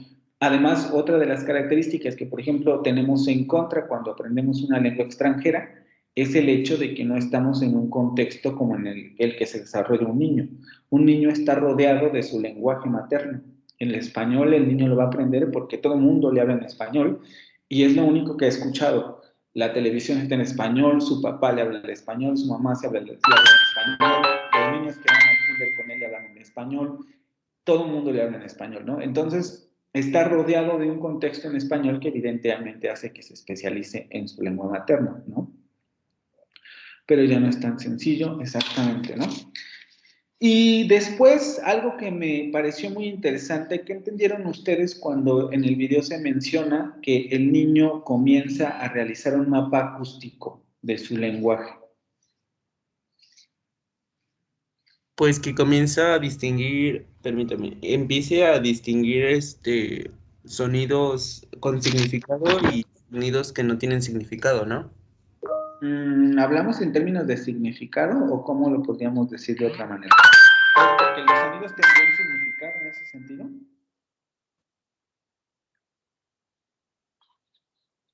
Está bien, ¿no? Nada más sería como buscar otra palabra. Que Encuentra, distingue palabras con significado. Bueno, es lo que yo tomé nota del video. No, estabas bien al principio. Distingue sonidos, pero los distingue la pertinencia, que es lo que hemos hablado en la clase y lo han visto en la lectura. La creación de este mapa acústico tiene que ver con abstraer los sonidos pertinentes del lenguaje, ¿no? Por ejemplo, estos sonidos son pertinentes en el español, entonces yo los voy a destacar porque tengo que aprender a reproducirlos, ¿no? Y otra cosa muy interesante que me parece muy relevante en términos didácticos que hay que destacar, ¿cuál sería el proceso para poder pronunciar un sonido? De acuerdo a lo que nos dijeron, ¿cuál sería el proceso más natural para pronunciar un sonido? ¿Podría ser la repetición y la imitación? Ok, ahorita pasamos esa parte, pero antes de eso, ¿qué es lo que tenemos que hacer? ¿O qué es lo que dicen que hacen los bebés primero? ¿Comienzan a imitar luego? Es decir, ¿es lo primero que hacen?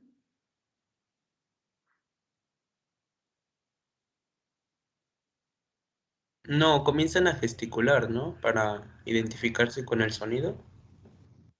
Y, o sea, es decir, antes de gesticular y antes de repetir e imitar, ¿no pasa nada más?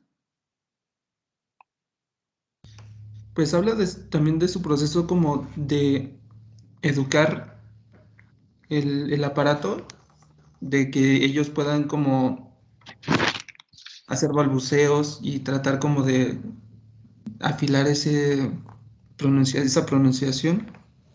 Las respuestas se las acababa de dar hace un momento. Sí, pero recuerden que estamos hablando, hay que recordar un poco en el video, estamos hablando de dos tipos de procesos, un proceso cognitivo y un proceso físico. La imitación, el balbuceo, la articulación es un proceso posterior. El primer proceso que tiene que aparecer es el proceso de aprender a generar este mapa acústico. ¿Cuáles son los sonidos que tiene mi lengua? Comienza a generar el bebé esto en su cabeza y claro, esto es a la par, ¿no? Digamos, no necesariamente es uno después de otro. Comienza esto y evidentemente va a comenzar después el asunto de intentar gesticular, ¿no? Es decir, tenemos que gesticular para generar este sonido. O comienza a experimentar con su propia boca para decir, si yo quiero reproducir este sonido que estoy escuchando o que es pertinente en mi lengua, entonces tengo que mover la boca de determinada manera. Y entonces es como comienza a gesticular, comienza a balbucear, ¿no? Esta parte también del balbuceo es muy interesante, como en principio todos los bebés balbucearían de la misma manera. Yo pondría en mi asterisco porque a veces los bebés tienen preferencias por determinados sonidos, pero después los balbuceos se van reduciendo a sonidos de su propia lengua materna. No se queda siempre en los balbuceos de los sonidos universales, vamos a decirlo así, sino que va especializando su lengua en torno a un determinado lenguaje, o el balbuceo se especializa en su lengua materna. Y lo menciono porque esto es muy importante. Por ejemplo, ustedes como estudiantes de una lengua extranjera, una de las primeras cosas que se tiene que generar es un mapa acústico. Claro, ¿cuáles son los fonemas que pertenecen al inglés? ¿Cuáles son los fonemas que pertenecen al francés? Y entonces, porque tenemos que pensar que ya también estamos en una edad 18, 20 años, en donde ya no vamos a aprender con un bebé, pero podemos repetir ciertos patrones, ¿no? Primero debemos generar el mapa acústico para saber qué sonidos pertenecen a un determinado lenguaje y entonces después comenzamos la práctica de los sonidos a lo largo del aprendizaje, porque también otra de las preguntas serían, de acuerdo a lo que vieron en el video, ¿ustedes cuánto tiempo consideran que se debe emplear para dominar una lengua extranjera?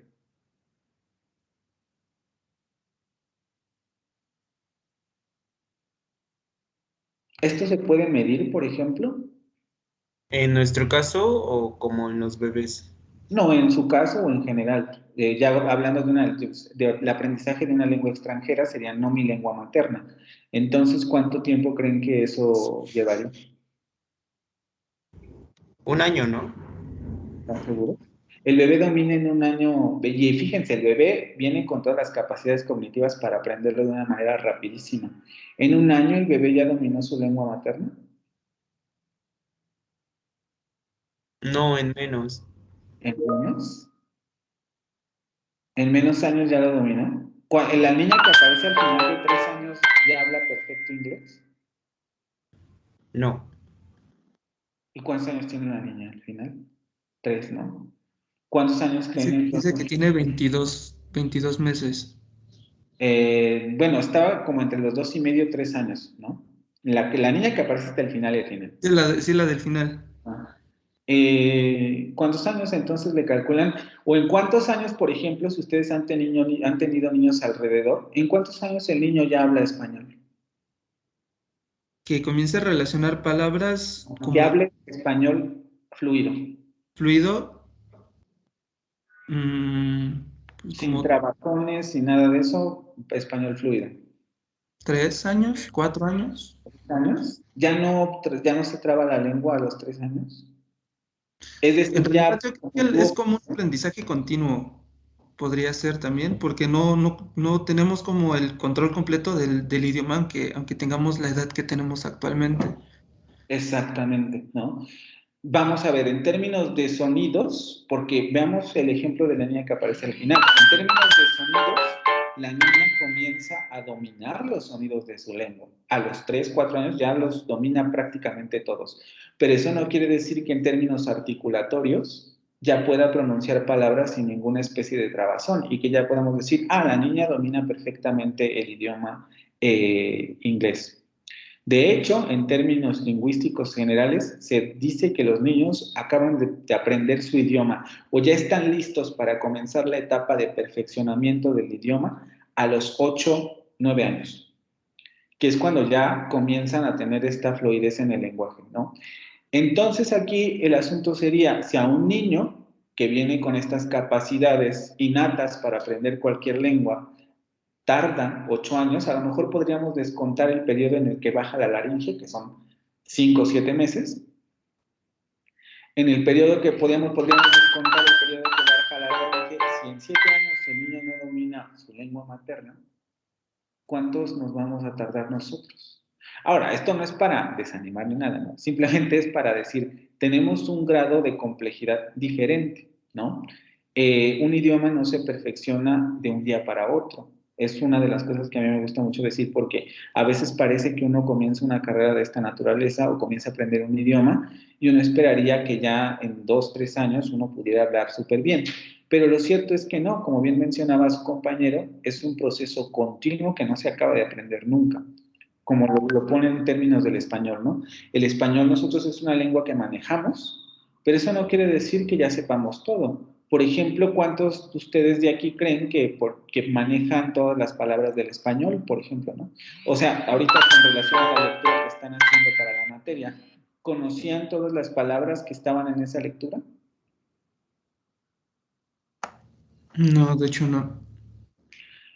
¿Conocían o, por ejemplo, manejaban en términos gramaticales todas las oraciones que aparecían en esa lectura o hubo partes que costaron más trabajo de leer? La parte en la que hace comparativas de idiomas, al menos en mi caso, fue lo que más me costó trabajo. La parte intermedia, de hecho, de la lectura. Es decir, en muchos sentidos nuestras capacidades gramaticales también están limitadas de acuerdo al nivel de práctica que tengamos. Eso no quiere decir que no las vayan a comprender, quiere decir que para comprenderlas hace falta practicar, que es justamente un poco en la siguiente pregunta la que me quiero detener, ¿no? Déjenme quedar 10:50. Vamos a ir terminando ya con esto. Ahora sí, ¿qué aspectos entonces de este desarrollo de aprendizaje de la lengua materna podemos nosotros traslapar o trasladar a un aprendizaje de la lengua extranjera? ¿Qué tipo de estrategias vieron ustedes ahí que dijeron, mira, qué interesante, esto me podría servir para aprender otra lengua? La relación de imágenes con palabras y sonidos. Relación de imágenes con palabras y sonidos. Eso siempre es fácil en términos de, por ejemplo, obviamente si yo les pongo la imagen, que es un poco lo que ocurre en cursos de idiomas, ¿no? Si le imprimo una imagen de una jirafa y les digo el nombre en el idioma tal que estemos estudiando de la jirafa. Y entonces les queda más o menos claro. Pero eso siempre afianza el vocabulario, o qué tipo de otras cosas vieron que los niños hacen constantemente que uno debería de implementar en este sentido. Que ya lo dijeron, en realidad solamente es como para recapitular. La repetición, imitación.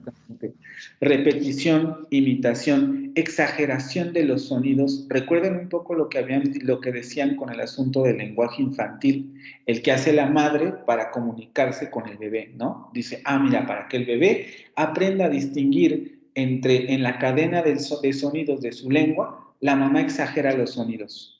Es una de las cosas con las que los profesores de lengua en general lidian desde un principio, porque a los alumnos a veces les suele dar pena pronunciar el sonido.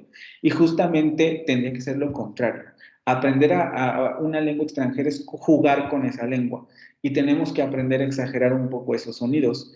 Claro, no jugar en el sentido de que se van a poner a jugar con cubitos ni nada por el estilo, porque ya no están, digamos, para eso, ¿no? Pero sí en el sentido de dejar un poco de esa pena de lado y exagerar el sonido. Tengo que realizar este sonido que no está en mi lengua, ¿no? El sonido, se me ocurre ahorita, pues entonces me voy a pasar, quizá no todo el día, pero un buen rato en mi casa haciendo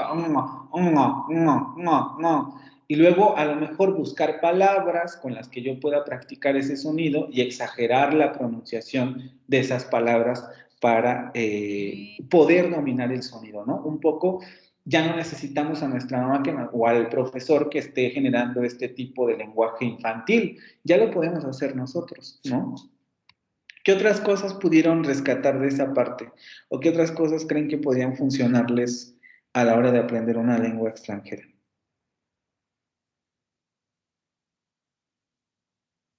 Ya para terminar, son 10:53. Pues eso es todo.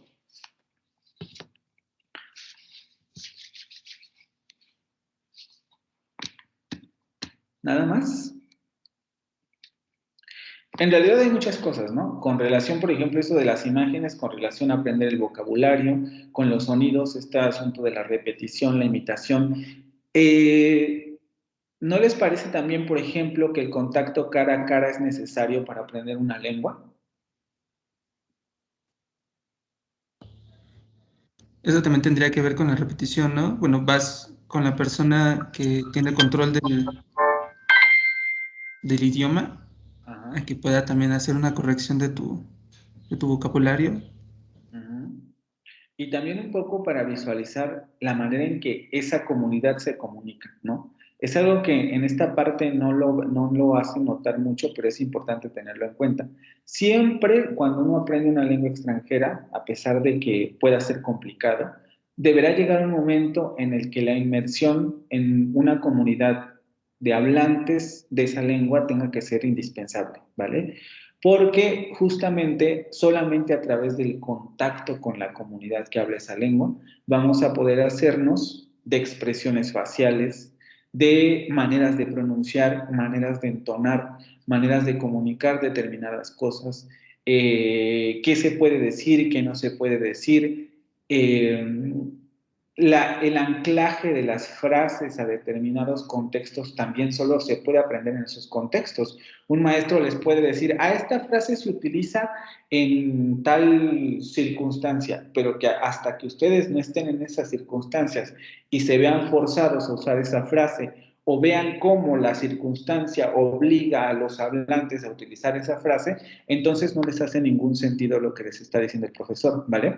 Siempre es bueno aprender del profesor y de los libros, pero llegará un punto en el que necesariamente necesitarán ir y meterse a esa comunidad para poder generar un perfeccionamiento o un mayor dominio de la lengua en cuestión, ¿sí?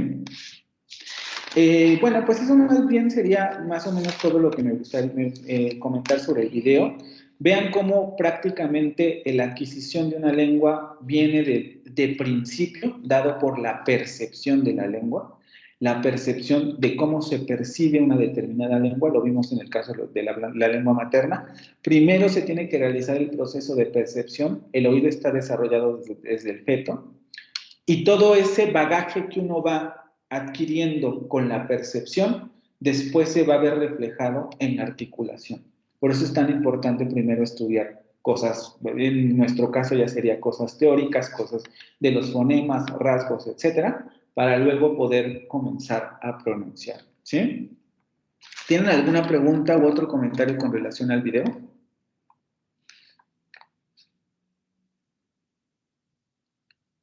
De mi parte, no.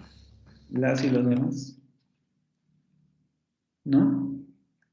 Bueno, chicos, entonces, si no hay dudas, lo vamos a dejar hasta aquí. Nos vemos el lunes para ya comenzar lo de fonética articulatoria. Y pues descansen, que tengan buen fin de semana. Si no mal recuerdo, la tarea es para el domingo, ¿no? Entonces recuerden el cuestionario para el domingo, por favor. ¿Vale?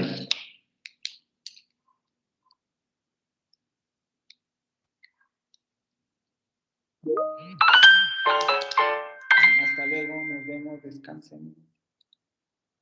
Para